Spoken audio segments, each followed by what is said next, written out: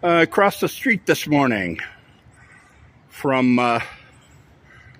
what remains of the historic WNOX radio station here along Gay Street in downtown Knoxville, Tennessee. Everybody seems to know the history that went on behind that facade in the 40s and 50s, and the great musicians that played there at the midday merry-go-round.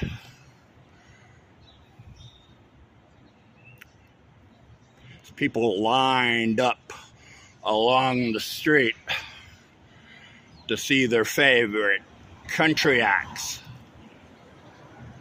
But I don't know if you know what happened across the street from the WNOX radio station during the 1940s and 50s. There used to be a sandwich shop here, right across the way, where musicians and fans of the stars come to watch the midday merry-go-round might stop in for a sandwich at the Three Feathers sandwich shop right across the way.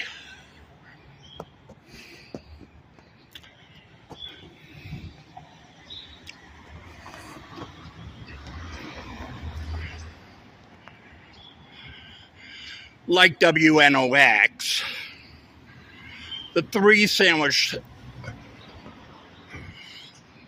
Feathers sandwich shop is gone now.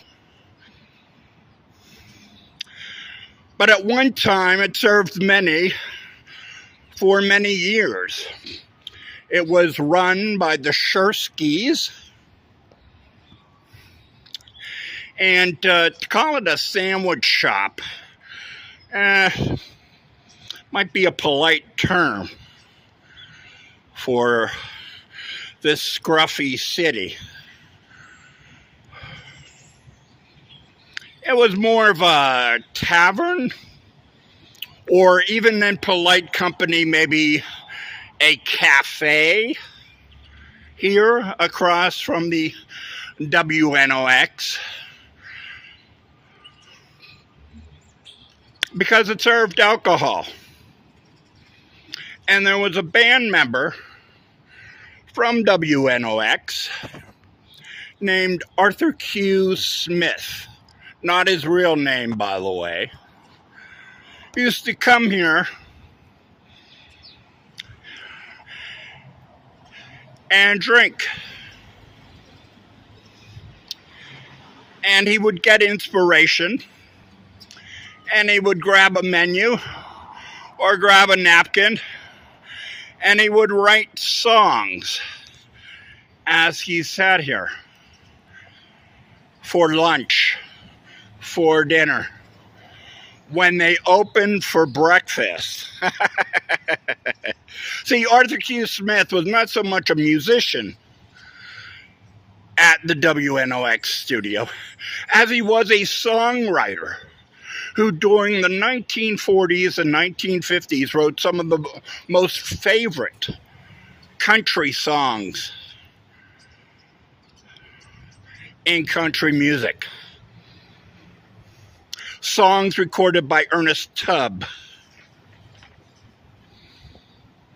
Flats and Scruggs, Hoagie Carmichael, and yes, even Hank Williams recorded songs and made popular hits out of songs written by Arthur Q.Smith.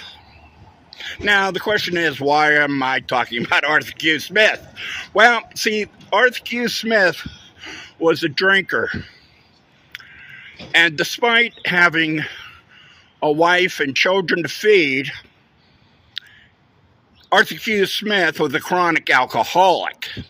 And what he would do is he would gladly sell you a song and the rights for a pint of ale. And Arthur Q.Smith did this for years.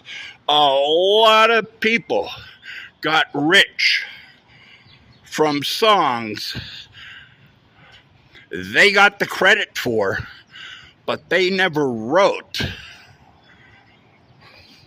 Because Arthur Q.Smith, for a drink, gladly sold them songs and the rights to these songs.